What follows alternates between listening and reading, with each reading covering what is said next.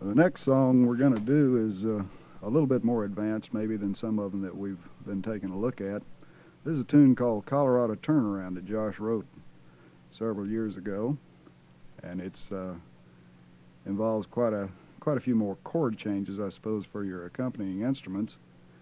It's a pretty exciting tune. Josh, is there anything that any advice you would give to dobro players as they learn these new techniques and styles? Well, Bob, I'd just like to say that maybe that somebody's listening to this tape and trying to learn to play the dobro.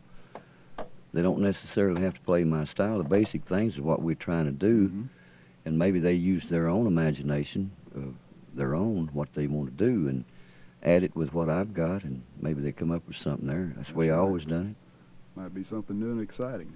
Well, I hope it may be. A lot of times some of those techniques that you develop on your own are something that you can fall back on and help yourself out sometimes when you get lost playing a tune. At least it's been my experience. Well, I always thought that your recovery, when you get into a tune and you get lost, your recovery coming out of that is your best picking right there, because you don't know what you're doing anyway half the time. And, I know a lot of times I get lost and I go to a blues lick and it'll always work.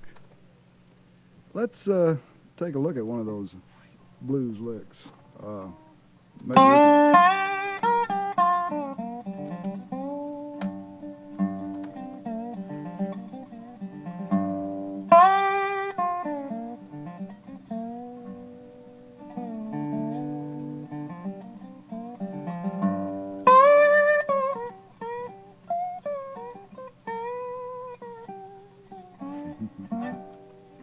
Yeah.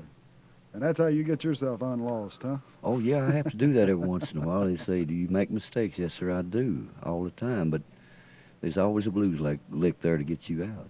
Right now, let's take a look at Colorado Turnaround.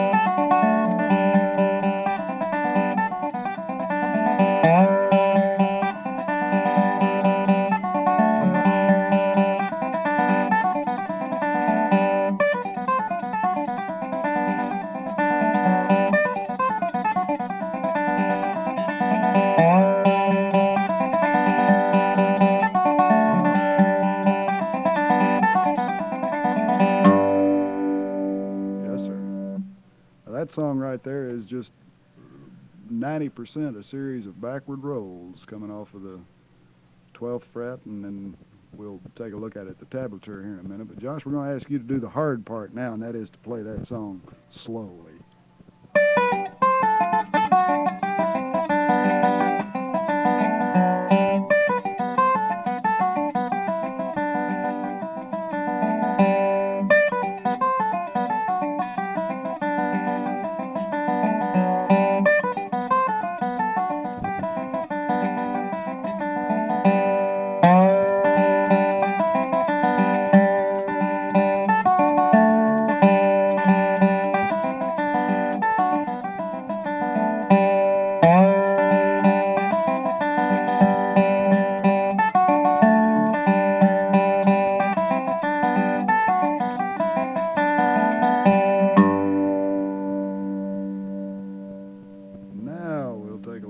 tablature and start breaking that tune down. Colorado Turnaround in the key of G is, as we've said before, just a series of backward rolls. The first line starts off at the 12th fret and you do one backward roll. Move down to the 10th fret and you do another backward roll, this time followed by coming back and catching the second string with your index finger at the 10th fret also. The 7th fret, backward roll, coming back and catching that second string again. Then the 5th fret, same lick. Then the strings open once again with a backward roll and coming back and catching that second string. So the first line slowly would sound like,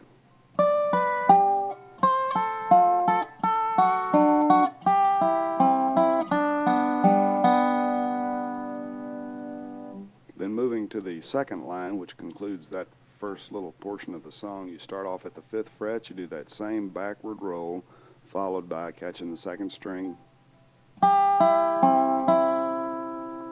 Then you open the strings up, placing the bar at the 2nd fret on the 3rd string, and you do a backward roll with the first 2 strings open. Then you reach up and catch the 2nd string open again. And while you're doing that, you move the bar to the 4th string at the 4th fret and catch it at the 4th fret and with the thumb, and then the thumb also catches the 3rd string open. So that second line would sound like,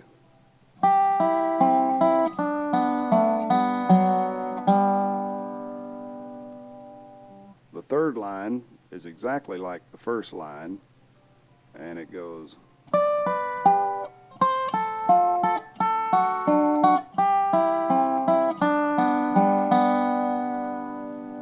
then the fourth line is only slightly different from the second line, and it would go,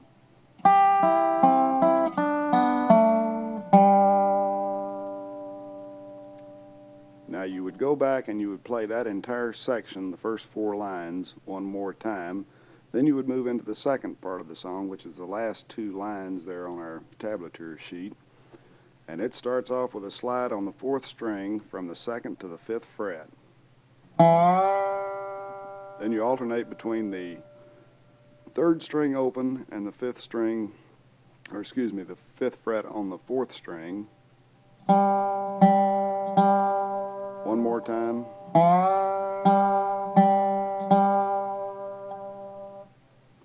Then that is followed by that backward roll again with the index finger coming back up and catching the 2nd string. Then we just do a backward roll open.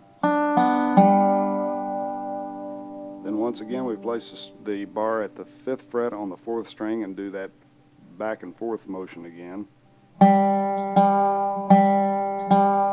Then reach up and grab the 7th fret and do that same little roll,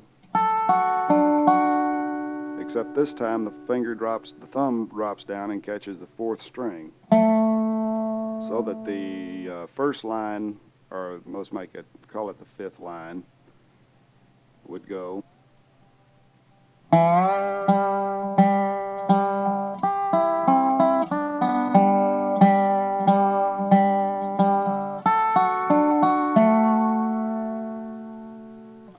then the last line starts off once again. We have the bar at the 5th fret on the 4th string. We play the 4th string, the 3rd string open, the 4th string again, and the 3rd string open again.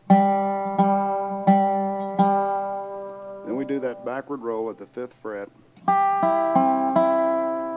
catching that 2nd string, then opening all the strings and doing a simple backward roll. Then we move the bar up to the 7th fret, do the backward roll with the 2nd string sounded again. Then we move the bar down to the 5th fret, do that same backward roll. Then we open up the strings and do a backward roll with the first 2 strings open, the 3rd string barred at the 2nd fret. Then we open that string and just play the 3rd string open. So that last line would sound like,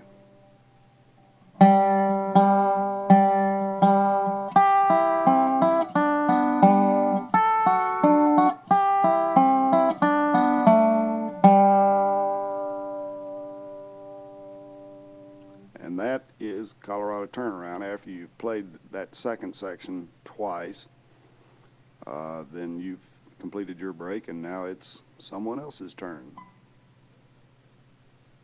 Josh, another song you do is a peppy little tune I've always enjoyed it, called Long Road to Aspen. I wonder if you could tell us where you decided to write that one.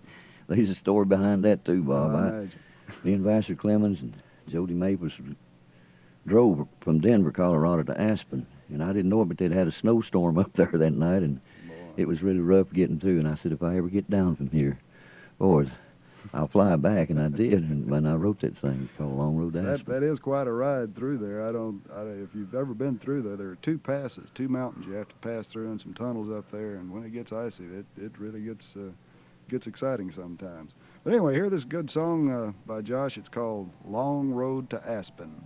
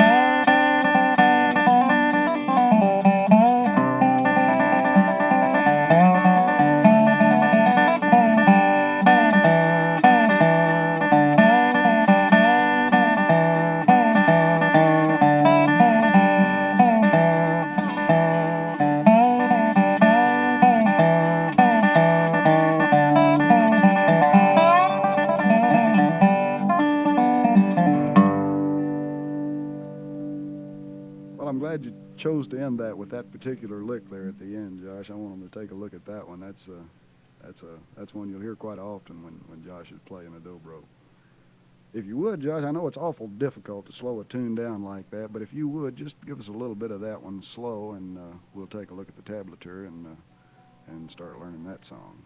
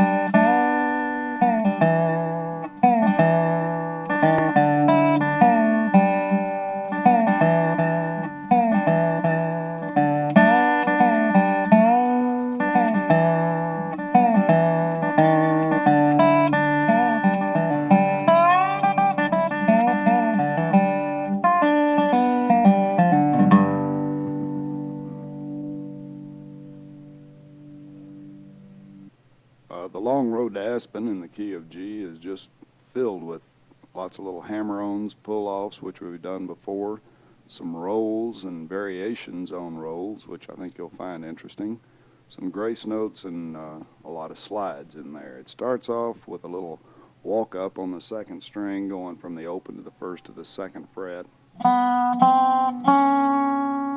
Then we do a little hammer-on pull-off thing that we've done before.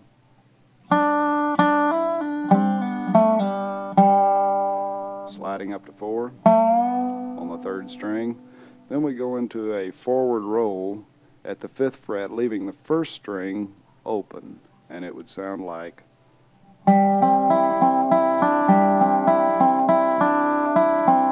ending with the 2nd and 3rd strings. So the first line would sound like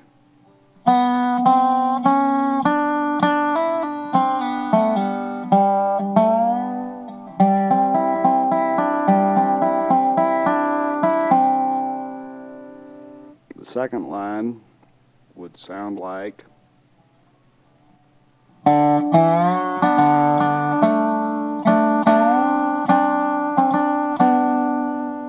once again more slowly the second line.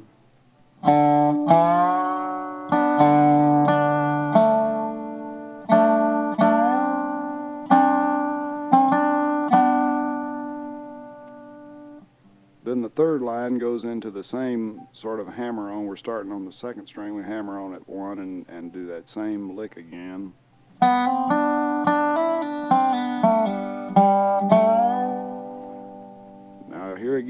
place the bar at the 5th fret, leaving the 1st string open, but we play the roll a little differently. We play it on the top 3 strings, leaving that 1st string open, and it would sound like,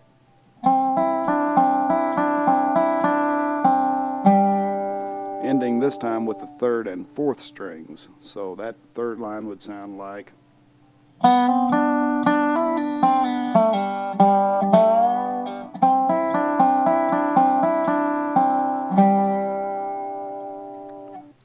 you'll notice that roll at the end of the 3rd line is sort of a variation on a roll that we use on the 1st line. It has approximately the same sound, but it's a little bit different.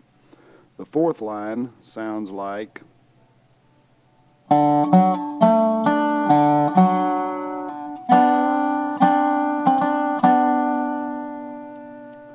fifth line, we start again with our hammer on and pull off, and it would go like,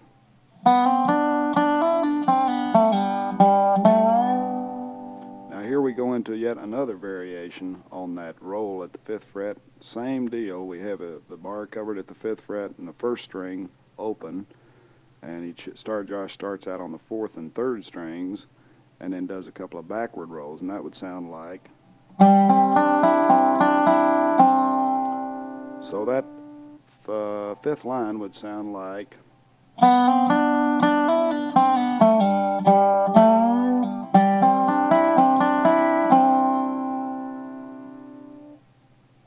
the 6th line would sound like,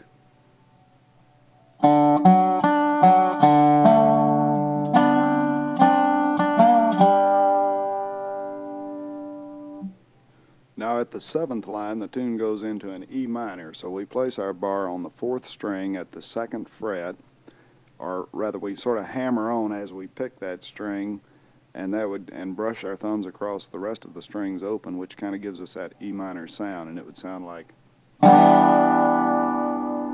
once again. Then the next lick there would be just simply 1st string and the 3rd string fretted at the 4th fret and slid to 2 with a pull off, and that would sound like, and then played the 4th string at the 2nd fret. Once again that lick. Then we pick the 4th string open, and then we slide from 2 to 4 on 3, and then back down to 2, open, and then slide from 2 to 4 again. Then continuing that line, it's a slide from 4 to 2 on the 3rd string, picking the 1st string open and catching the 4th string at the 2nd fret. Once again, you do that twice. So the 7th line would sound like,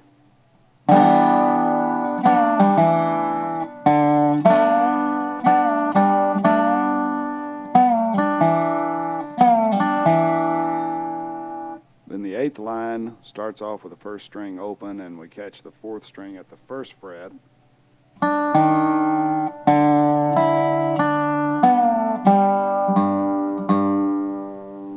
Then we do something similar to what we did at the last part of the 7th line, except this time we're just going to catch the 4th string twice at the 2nd fret, and that would sound like,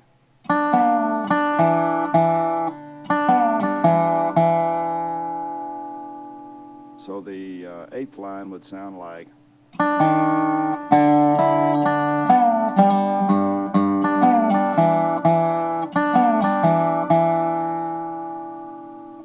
then the 9th line starts off with the 1st and 4th strings open, then sliding from 2 to 4 on the 3rd string with the 1st string open. That's the same thing as we did previously on the 7th line. Then we go,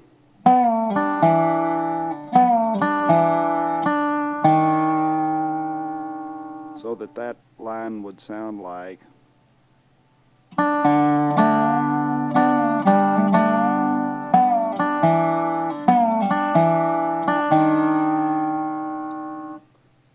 then the next line, or the fourth line on page 2,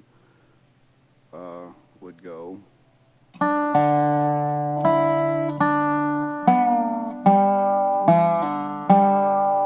Then here comes that ending we've done before.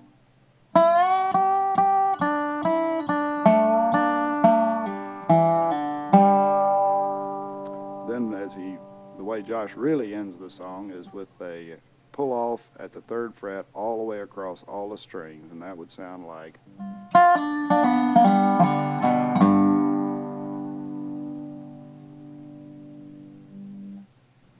Josh, I understand we're going to do one now that has never been released on an album as yet. No, it hasn't as of yet, Bob. Is this a brand new song you just wrote? Yes, it is. It's a place up in the mountains where I was born and raised, a place called Citico. Mm-hmm. And me and Phil and Red Taylor recorded this, and it'll be out, I guess, pretty soon. But it's a tricky little tune. It sounds tricky, but it's not really. But you know, somebody that's listening to this, if you make a mistake, don't worry about that. You can always go back and do it again, which I'll probably do on this one, called Citico.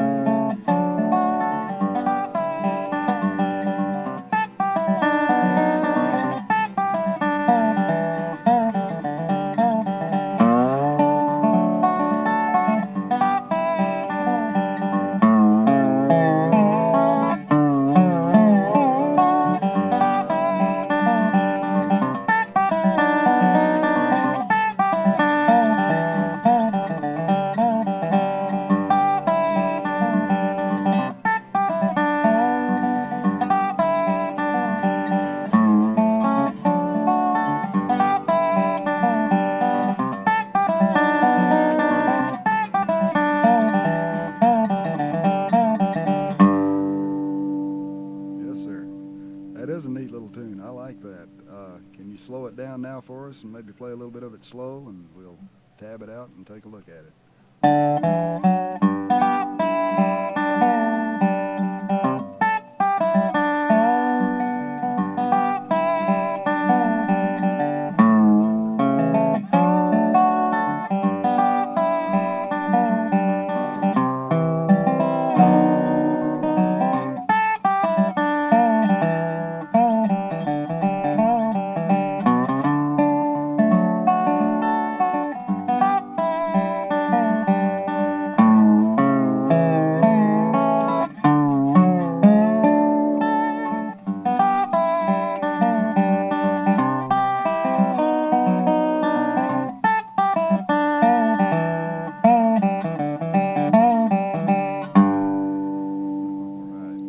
Jumps right along. I like that.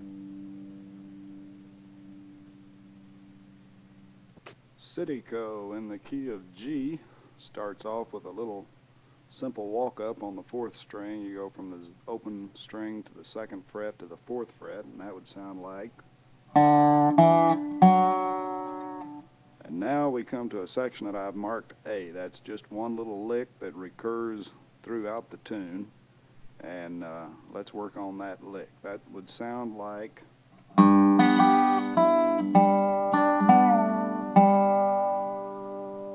Once again, more slowly.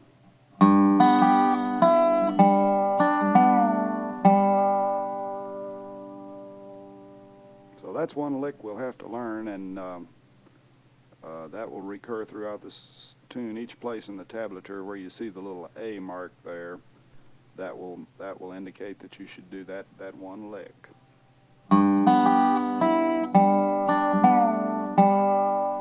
So while you're practicing that lick, I'll turn the tape over. Maybe you should turn the tape over while I practice that lick. So the first line of Citico, very slowly, would go.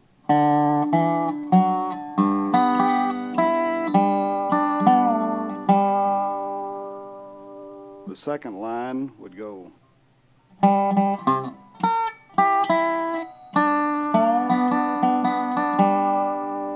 You'll notice at the end there we slide from 2 to 4 on the 3rd string and do a roll. Then we do another roll, leaving the bar at the 4th fret. and then we catch that third string open. So once again the second line would go.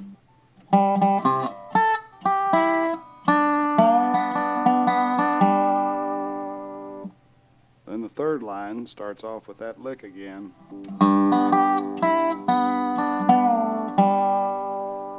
Then we just do a little thing on the second, at the second fret. Once again.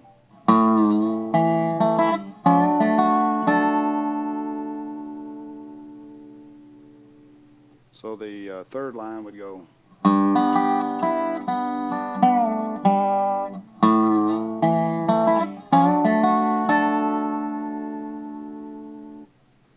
Then the fourth line starts off with our A lick again. Then we just run our thumb across all the strings except the last one on the 5th fret. Then we just do a little brush at the 4th fret, catching just strings 4, 3, and 2. Then we do a little grace note there on the 4th and 2nd string. And then move the bar up to the 5th fret and brush again. Then jump up and catch the 7th fret at the 1st string. Back to the 5th fret with a quick backwards roll. Catch 1st string open. And then slide the 3rd string from 4 to 2.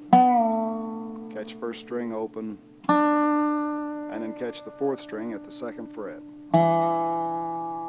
So the 4th line would sound like.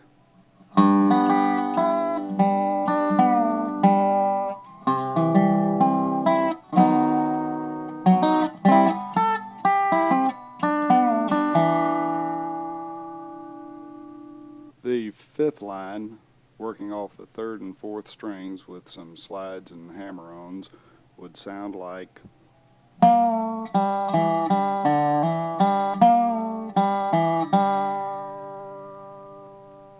The 6th line starts off with a little walk up on the 6th string from 5, 6, and 7. Then you do a reverse or a backward roll starting at the 3rd string. The next roll is at the 2nd string, and then the last roll is at the 1st string. Then we go into the A section, or that little lick again. So the 6th line would sound like.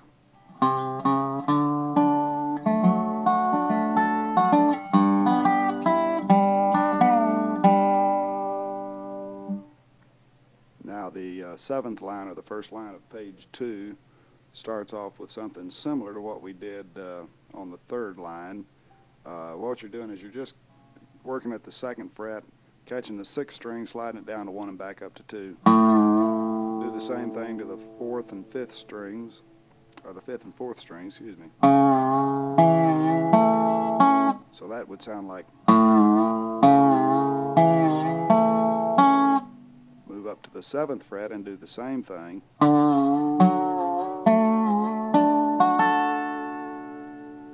Then we go into our lick again. So the 7th line would sound like.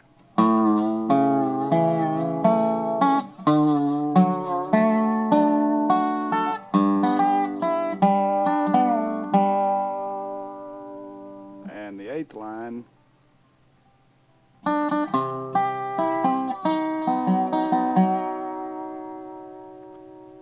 once again, the 8th line.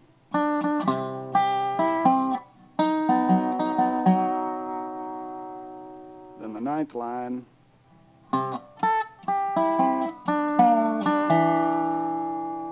And there again, that's very similar to what we did on that the end of the 4th line, right at the very end there. And our last line on page 2 is just exactly like the 5th line on page 1, and goes. Except for this.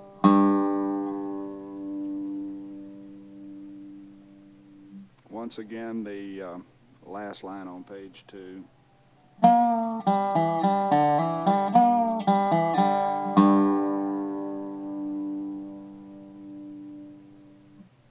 Okay, another a little thing we're going to do here. I don't. It's not even really a full song. It's just it's a song Lester Flatt sang, and it was written by Johnny Cash.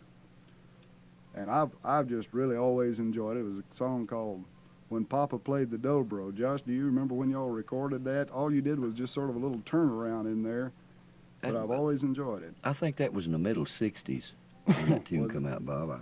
I'm pretty sure it was.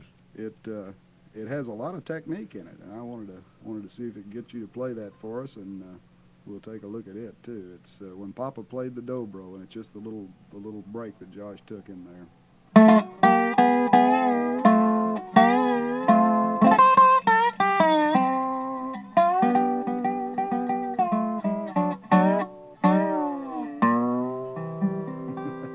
One more time.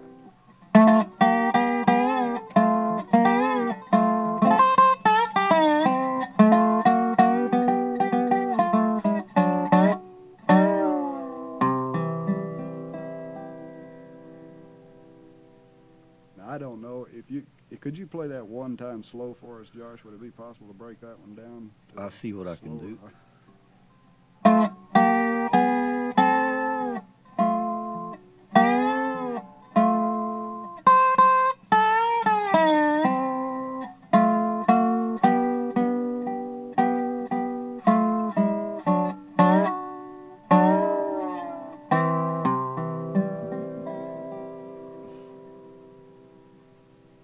Did Johnny Cash ever sing that song? Oh yeah, he wrote it. I just never heard he had it. the first record on Did it, he? and Okay. then we picked it up after that. He must like the dobro pretty good himself. He did. Yes, he did. He doesn't pick one, does No, but I sold him one time. he? Okay, well, we'll get into the tablature now and take a look at that little turnaround. The tablature on "When Papa Played the Dobro," I think, is pretty much self-explanatory, and in the interest of time and tape, I'm going to skip the note-for-note transcription. However, I do think you should work that tune out. You can listen to Josh play it slowly, and I'm sure the tablature will come clear to you. But it does have some real nice little licks in there that I think you'll find useful. Here's another tune with a 3-finger roll. We added the banjo in here. Of course, you can get an idea with the background on this. It's a pretty tough tune, but if you sit down and study it, it's not too bad. But Earl Scruggs wrote this, called "Randy Lynn Rag."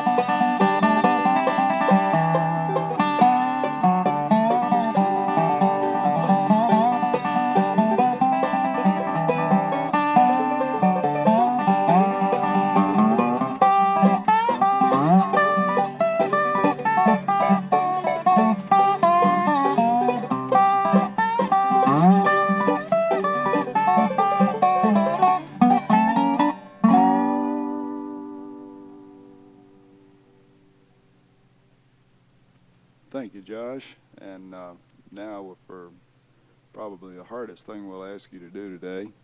If you would play that one for us slowly, the Lynn Rag, and then we'll get our tablature out and start studying that song.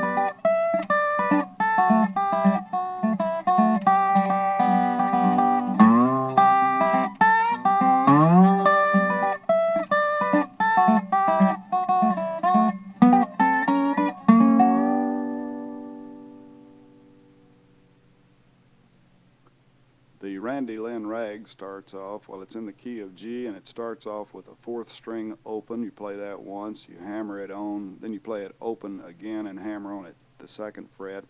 Then you play the 3rd string open, and that little phrase would sound like. Then we would slide from 2 to 4 on the 3rd string, do that twice. Then we catch the 1st string open. Then we do a forward roll. This time the bar is on the 3rd string at the 4th fret. Then come back and catch that 3rd string so that the first half of that line would sound like.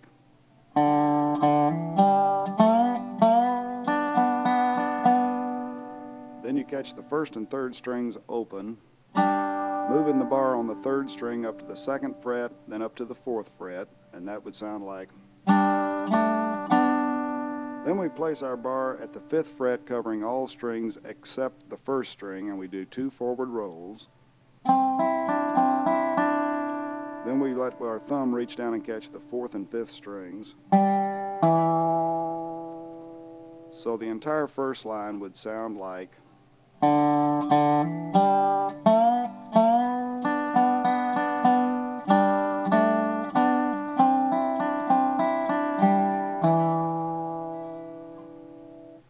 The second line, we catch the 1st string open, then we slide the bar on the 3rd string from the 4th to the 5th fret and back to the 4th fret. Then we catch the 4th string at the 4th fret, then open the 4th string and play it open. Then we move our bar back to the 3rd string on the 4th fret, slide it from 4 to 5 back to 4 while playing the 1st string at the same time, and that would sound like. Then we play the 3rd string open. Our bar should now go to the 3rd fret on the 4th string and slide from the 3rd fret to the 5th fret. Then we do that same thing we did up there at the first line. This time all the strings are open and we just do this, which is just catching the 1st string, then doing a forward roll on the first 3 strings, and then catching the 3rd string. So the second line would sound like.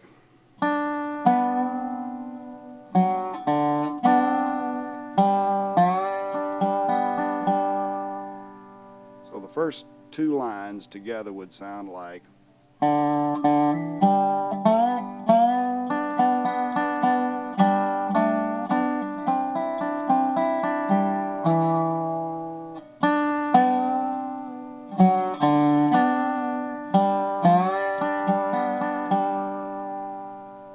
Now you'd play those first 2 lines twice, then you would go into the 3rd line, and the 3rd line walks up on the 6th string, the open fret, the 2nd fret, the 4th fret, and the 5th fret, and that would sound like. Then the bar bar should be across all the strings at the 5th fret, and you do a backward roll. Sorry. Then move the bar up to the 7th fret on the 1st string. This is in the single string position, single note position. Do a quick slide from 7 to 8 back to 7. Then back to the 5th fret, placing the bar over all the strings, and just play the 1st and 2nd strings. Then slide the 6th string from the 5th fret to the 12th fret. Then do a backward roll at the 12th fret on the first 3 strings. Then move the bar up to the 14th fret. Then I have a little optional note there, which is almost a muted note. Really, the bar is off the strings, and you're in a single note position when you go to that 14th fret position. But you do sound that 3rd string at the 14th fret, and then right back to the 12th fret and do another backward roll. So that the 3rd line would sound like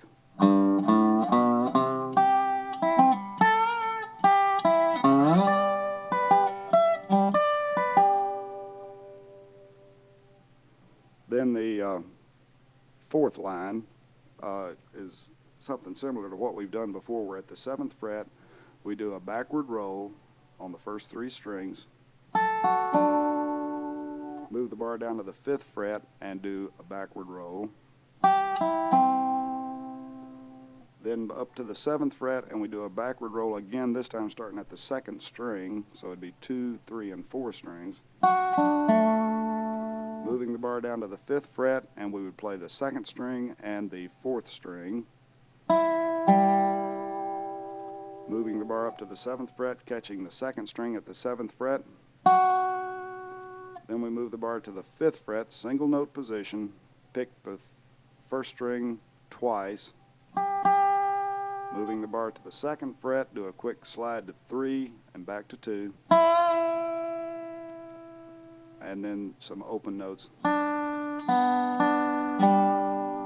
And that little last lick there is something similar to what we've done before, but the 4th line, once again, would sound like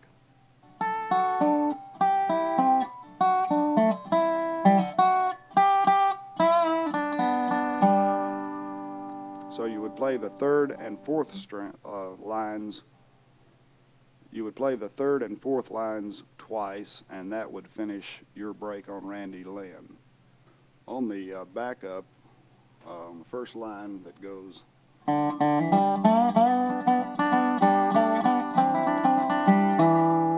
while the banjo is taking the lead, Josh is just swatting rhythm, and he's placed his bar at the 12th fret. He's raking his middle finger toward him and then pulling off, sort of muting that sound. He plays that on the 12th fret while the song is in G, and then it moves to C, the second half of that line, and he drops down to the 5th line, or the 5th fret, and he swats rhythm there. So that would go.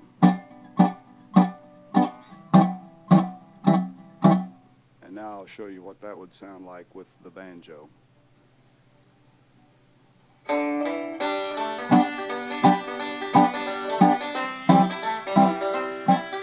The second line goes to a D chord and then up to a G chord. The second line, where the banjo uses his tuners, and it sounds kind of like.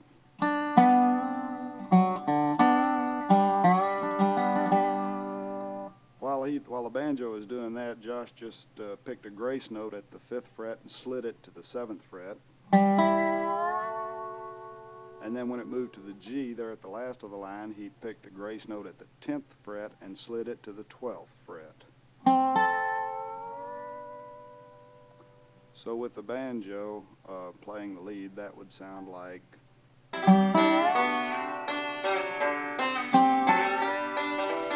Now the banjo would go back and do those first 2 lines again. And I didn't show it in the tablature, but Josh would have just followed along loosely in the chord progression. He wouldn't have gone back to his chops. He just follows along loosely and just plays a lick at the 12th fret that would go something like that, and then drop down to the 5th fret. Then do those grace notes up to the 7th fret again. And and then from the 10th to the 12th fret. So with the banjo playing, I'll show you what that would sound like.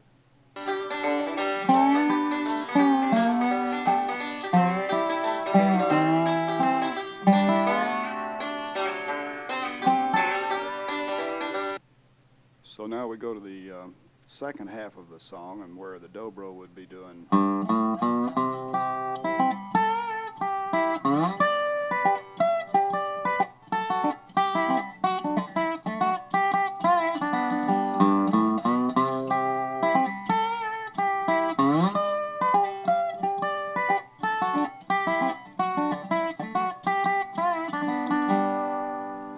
That's lines 3 and 4, and he does that twice. All Josh is doing a grace note on 3 and sliding to 5.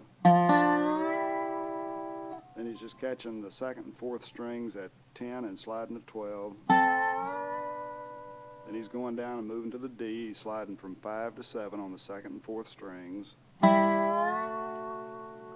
then from the 10th fret to the 12th fret on the 2nd and 4th strings. So that's a rather simple little backup there, and so the way we'd do that, and I'm going to let the banjo play the second half of the song, and you'll hear the dobro doing the backup that we've talked about here.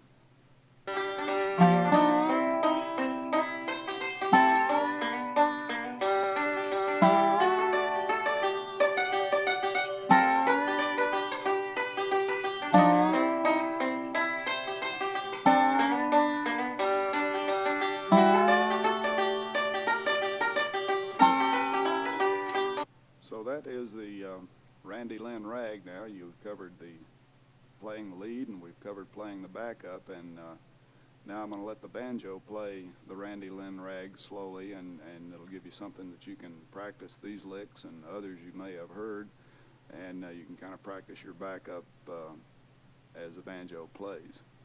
This will be the conclusion of the Uncle Josh style course.